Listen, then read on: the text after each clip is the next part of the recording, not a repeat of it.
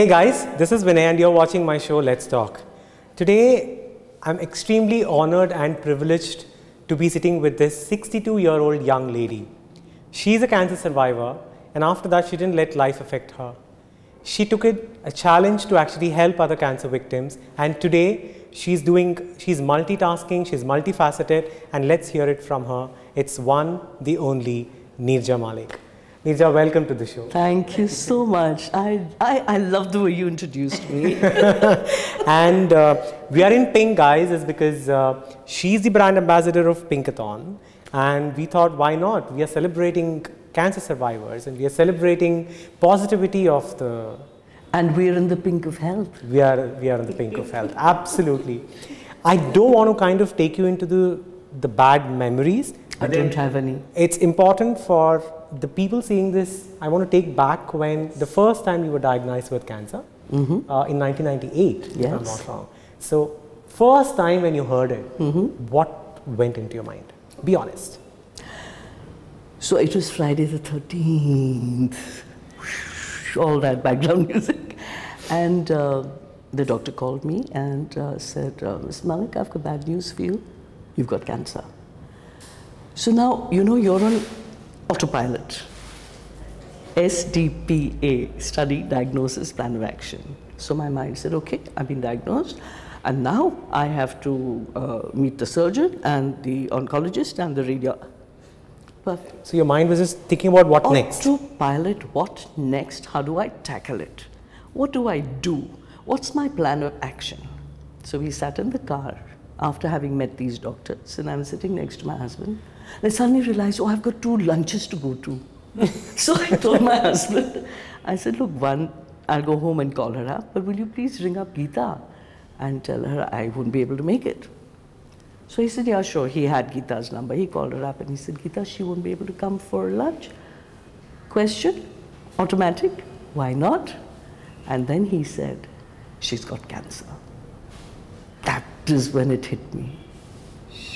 So I turned to him and I gave him what you call in Punjabi, a mukka on his shoulder. Why did you tell him? Not why. Not why. Never occurred to me why. But couldn't you have said she's got a bad stomach? Because till then, it hadn't registered with me that boom. Yeah. That was the moment that went into your head. That was the moment. So phir, like Hindi movie, cried till I got home. By the way, the distance between hospital and home is like not even 7 minutes. So that was the amount I did cry. And then I said, okay, what next? Ring up the other person, say, listen, happy birthday, but I can't come for lunch. And plan my life thereafter.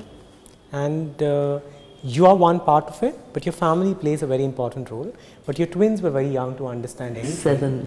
But your husband, yes, when he heard that you were diagnosed with cancer, what was his reaction? He is a stoic Capricornian. And he's Punjab da Puttar to boot. So I think he's in control of the situation. He didn't let it show in front of you? Not at all. Not at all. Sure, he must have been. Of course, because there were so many changes that happened after that. And thanks to me, my mother and he have gone through a lot. A lot. Families usually are the ones who had to go through. Absolutely, absolutely. And then the rest is history. Yes. You took it up in your stride, you got your tests, treatment done, chemotherapies, radiotherapies, and all of that. Everything. Then you were cancer free. Yes. And then again something hits you. 2004. November. And the second time when it happened, did you feel like, why me? Not at all. Oh, I'm so glad you brought up these words, why me? One of my patients asked that, supposing it happens to you again, how will you behave? They asked you that after you were cancer free? Actually. Jinxed it. I said, listen, I've done it once, I'll do it again. And I said the first time, people had just heard how I went through it. Now people, if it happens again, people will see how I go through it. So it was like, you won't believe it, the same process. I'm diagnosed here, but my mother, father, sister, in-laws, sisters-in-laws, all of them, all in Bombay. So they said, you come to Bombay. They sent one lady, one of my relatives would come to look after the 7-year-old twins and then the 14-year-old twins. And I would go to Bombay. Now, you said this, did you say, why me? Now, what do I tell my patients who are bound to say, why me? They feel depressed, they feel traumatized, they feel shattered. Victimized, and they say, मैंने क्या किया है? Whose life, मैंने किसका क्या बिगाड़ा है? What that's the first thing. Why is karma coming and biting me? I haven't even killed a fly. That's what harm have I done? I've lived a good, loving, caring life. So then I just tell them very sweetly that, see, when you say, why me? You are digging your own grave. So do you get the concept? I'm digging away, I'm going deeper, but the kuppe, the mud has to go somewhere, it's coming onto me. So I'm digging myself down to such an extent and burdening myself with my own crap, that how will I be able to get out of it? So I always don't sympathize, don't self-sympathize at all. No self-pity. You got it? What is my attitude? Hey God, you've given me the problem. And you better have a solution for it. Now it's your problem to give me the solution. I'm free. Because if I didn't feel like that, Vinay, how would I be able to go around doing what I do? I mean, I'd have a Damocles sword in my head all the time and say, oops, now what next? No, every day. And how many months did it take for you when you got in the second time? Okay, so I went to Bombay. The kids were having their 9th standard final exams. I didn't tell them. And we had planned for a whole year to have a family reunion at Fisherman's Cove. So my entire family, and most of it was coming from abroad, we were 3 generations, they said, they got to know in November and they said, we're going to cancel out. So you got to be mad. Give me something to live for. Exactly. So 23rd of November, I had my surgery. And 15th of December, I had my first chemo.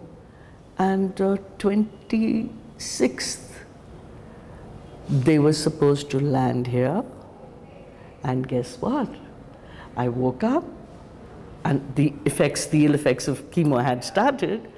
And I went and I said, Mama. I went through my bedroom, TV room, dining room. She was in the kitchen. And then I couldn't bear it anymore, went back and I flopped on the bed. So my mother comes running, she sits next to me, one hand on my stomach to press me down, and one hand on the phone. So I said, what are you doing?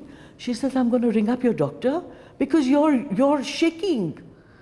And then I said, hey Mom, it's not me shaking.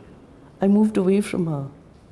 It was the whole bed and the whole building shaking. It was the earthquake. It was the tsunami.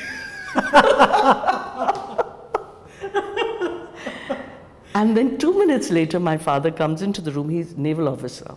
Comes into the room with a jug of water. He was doing his yoga in the other bedroom.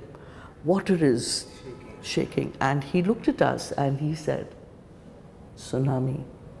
And I'd never heard that word, but my dad, whose name is also Vinay, he told us, this is the tsunami. Wow.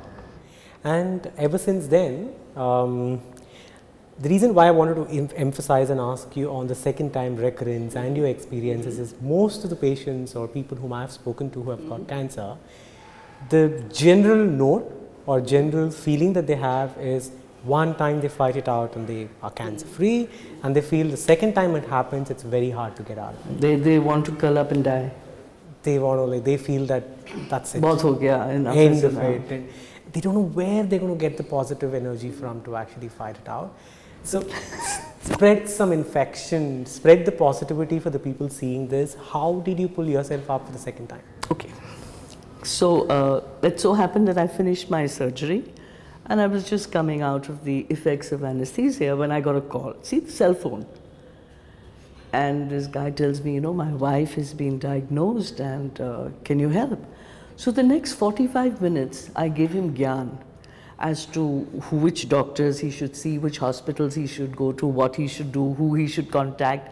Gave him the telephone numbers because I know some of them by heart. Yeah.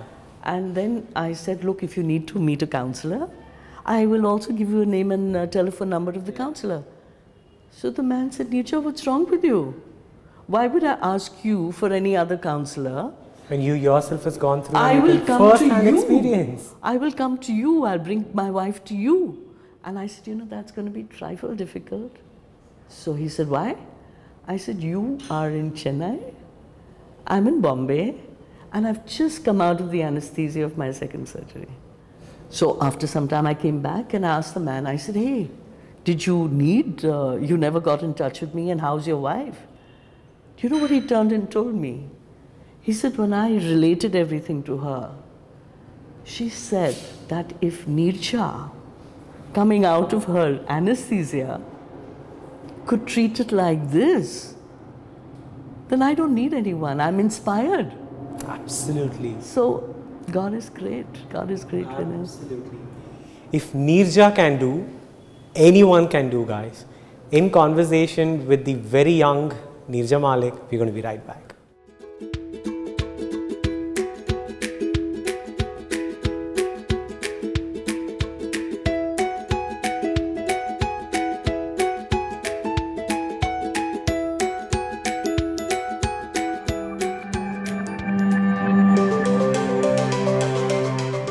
Neerja, tell us about all the work that you've taken up after you've gotten out of cancer. You're multifaceted, as I told. One is you run the Apollo Cancer Care. I started it, yes. You started it. Second thing is you're an author. Yes. You've put down all your thoughts and experiences for the world to read and inculcate into their lives. So tell us about these two aspects of your life. Well, before I can tell you about that, I need to tell you that a person goes through lots in life. Yeah. And in life's journey, you learn a lot of things. That becomes second nature. Yeah. So the end result of the book is about my journey. Yeah. And the 10 treasures that I have found in life to tackle whatever comes my way. I've learned from my mother. She said, whatever happens to you, happens for the best. I've learned from my father, Vinay. I went to him and I said, Papa, I'm going to fight cancer. Retired naval officer from the Indian Armed Forces, Aryan, warrior, soldier. And he turned to me and he said, why are you using the word fight? It's a negative word. Why don't you use the word face? So now these are the things that I am able to convey to people. Don't fight it. There's aggression, there's negativity. Face it as a challenge. Face it as something you can overcome. Hum honge kamyab. So as we've moved along the last 18 years, it's strange. When I was in Bombay, someone from a support group came to meet me, and I was so excited. I said, I'm going to go back to Chennai and start a support group. And this voice of doom told me, no, you can't. And I said, why not? She said, you have to live for 5 years to be a survivor. Then only. I said, why? In case something happens to you, then your patients will get disheartened. I felt very rejected, neglected, dejected, all those. Of them. But see, God has His own way of doing things. So, Friday the 13th, February, I was diagnosed. December the same year, 98, my uncle tells me, my friend's relative is coming from Calcutta. He's in the hospital, feeling very low. Why didn't you go meet him? And Vinay, I went. And this man was slumped on the bed. It was a Muslim family. The wife was crying into her dupatta. I walked in and I started speaking. And within 15 minutes, he was sitting like a Pathan. The only thing missing was his bolsters and hookah. And she was running around trying to make me a cup of tea. So people noticed that I make a difference. Yeah, so they took my telephone numbers and that's how it started. Now, supposing I had stuck to the 5-year thing, you wouldn't have. I would have waited for 5 years. Then I would have started counseling. How much of experience I would have missed out on? And within 2 years, I would have gotten diagnosed again. Yeah, absolutely. So it just works out so well. And I'm an inspirational speaker. I get called to Bombay, they fly me in, I talk, I come back. With little perks, right? It's phenomenal. God is great. I mean, I'm a free bird and I'm doing what I love to do the best. I'm passionate because the joy I get when I see a patient who's low, who wants to be left alone to die, and just wants to curl up and say, I don't want any help, I don't need it. And then slowly they'll open up and they'll hold your hand. It's like those creepers that creep up. Yes, and the next thing you know is their expression changes, their demeanor changes. See, I can't change the fact that they've got cancer. Absolutely. But I can change the way they perceive it. And that's what I'm very good at. God is great. I'm an instrument, Vinay. I am very clear about it. He made me do my graduation in social work. He made me do my B.Ed. I've been working in schools as a social worker. I've been working in schools as a 4th standard class teacher. So many experiences in the University of Life. And voila, there I am. And he's a dean. He's done a great job. I love it. You know, you've been counseling, and I want to ask you this. I've personally gone through the phase of, having a patient in the family who's been diagnosed with cancer. Death is a word that most of them would not like to talk about. Even when the patient is scared and the patient wants to find out, what if I die? Am I going to die? The family will say, don't talk about it. Nothing is going to happen to you. Yes. What do you want to tell people who are seeing this, who are shattered and they feel that they might die? There is a fear, there is anxiety, and death is a word that's like revolving around their head. So this lovely girl who didn't have a leg, but when she walked in her pants or her long skirt, she looked as if she just stepped out of a Vogue magazine. Hair perfectly done, nails, oops. Beautiful. She came and she sat across me. I'd helped her. And she was crying. She said, you know, I get pain here and I think it's come back. I get pain here, and I think cancer has come back. Now, obviously, she'd done her work on Google. She took me through my life. You broke bones, and then this happened, then cancer, then your kids were premature, you had so many miscarriages, you had a stillbirth, and I'm nodding my head and saying, yes, yes, I did go through all that. And she was inconsolable now. So I just told her one thing. I said, see, there are only 2 things I'm certain about. One, I'm born. And the other, I will die. Now the point is that if I'm born and I touch the edge of my table here, and I'm going to die there, touch the other edge, and things happen to me in between. And if any time something happens, I think this is the end all and be all of existence. What will happen to me? Main mar mar ke jeeungi? I will.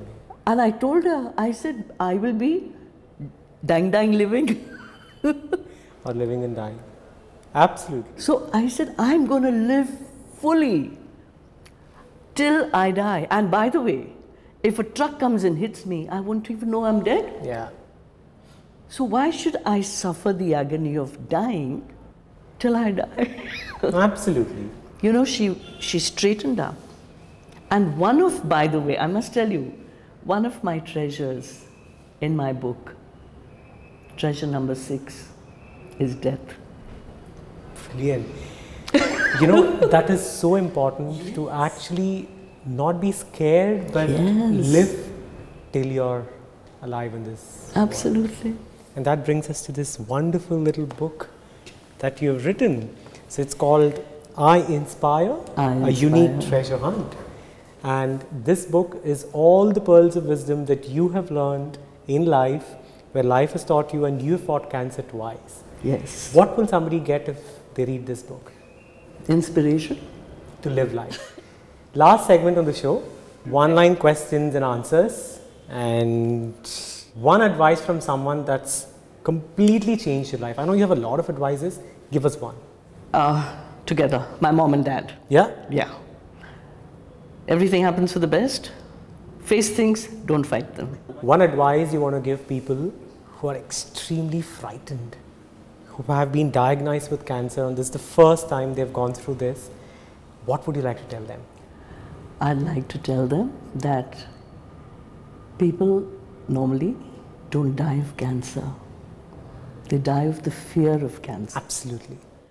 So the point over here is, you gotta just live life to the utmost and enjoy it. Fear. False emotions appearing real. Or fantasized experiences appearing real. You're scared. There's a rope. You will not see the rope for the rope it is. You will see it as a snake. Yeah. But if you're not scared, you'll see the rope for the rope and you'll kick it. Don't block your mind with fear. Don't block your mind with fear. It's nothing but imagined. Absolutely. One thing that you do, apart from counseling people, apart from running around the ramp walks, representing Pinkathons, what is the fun thing that you do, Neerja?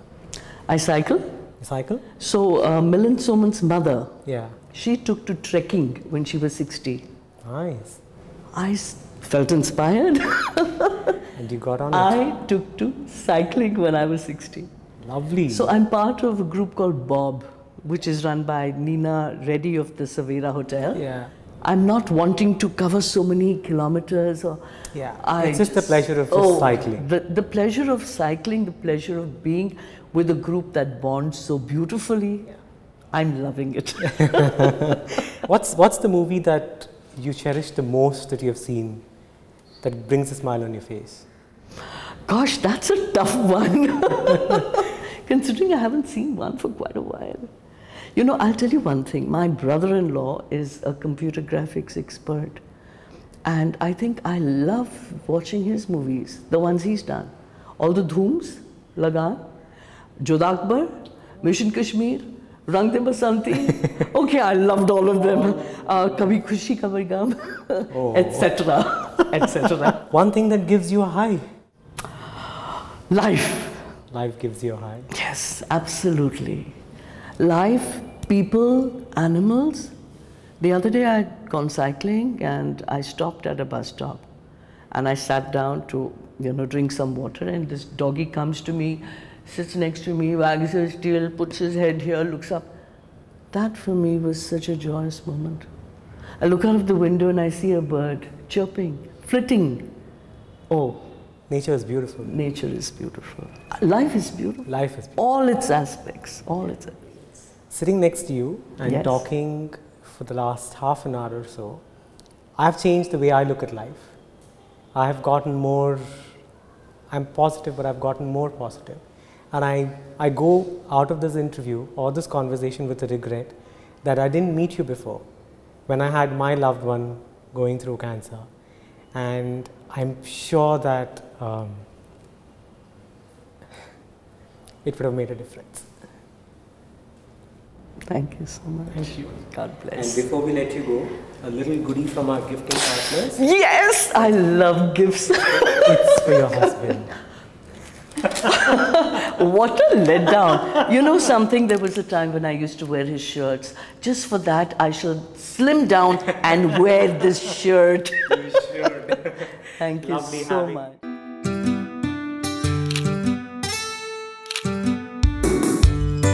I'm Neerja Malik. At this wonderful show, Talk with Vinay. And let me tell you, I'm going to do something. I'm going to subscribe to this right now because I want to hear more inspiring stories. Thank you. I Inspire is what something that Neerja has written, but I have to say that just listening to her, there is positivity and a ray of hope for everything. And I hope you guys seeing this will take something out of it and it brings a smile on your face and you're going to conquer life.